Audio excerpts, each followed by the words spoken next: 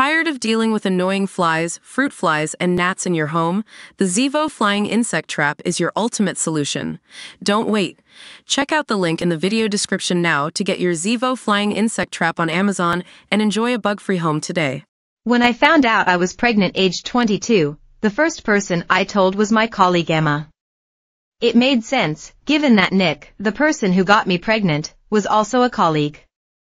Indeed, a great deal of that relationship, the flirting, the snogging, the analyzing of every detail, had taken place in or around the office. Emma and I had been close ever since I got the job in a top management consultancy firm.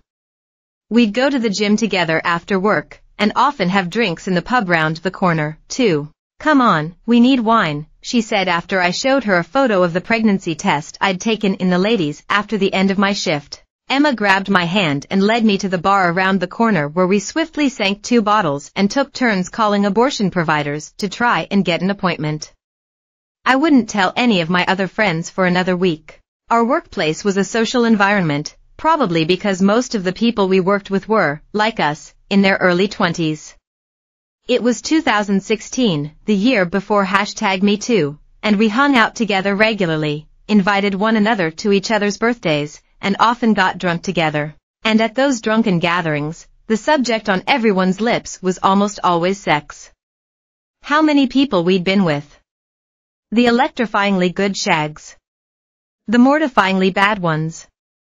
We'd even rank our other colleagues in terms of who we'd most, and least, like to have sex with.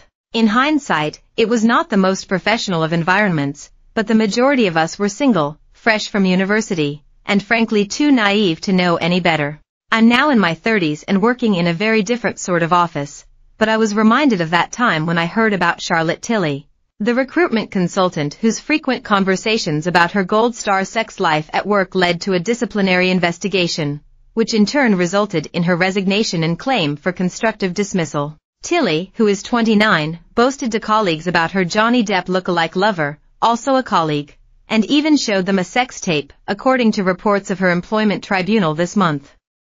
She displayed photos of naked male torsos on her laptop at work and kissed another woman at the office Christmas party. Tilley denied the sex tape and Christmas party allegations. After Tilley resigned, she sued the company for sex discrimination and victimization on the grounds that colleagues asked her a barrage of intrusive questions about her sex life. Yet the judge dismissed her claims, saying she had a high tolerance of matters of a sexual nature, and the conversations about sex matters were not unwanted. My first reaction to hearing all this was sympathy.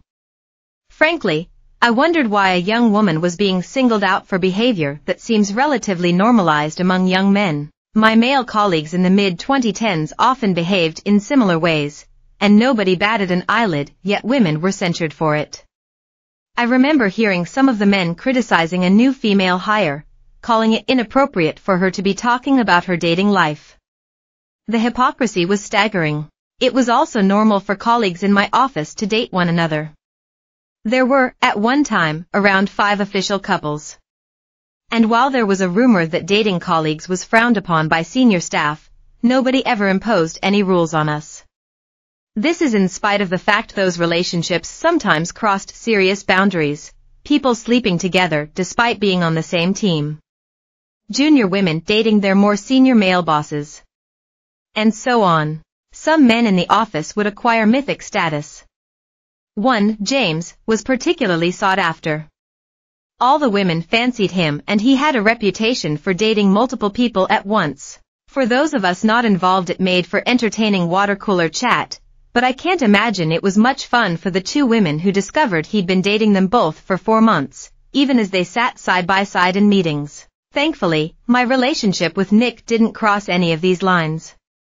He worked in a separate department to me and was also my age. We dated for around 6 months and it was fun for a while. Sneaking around together in the stairwells.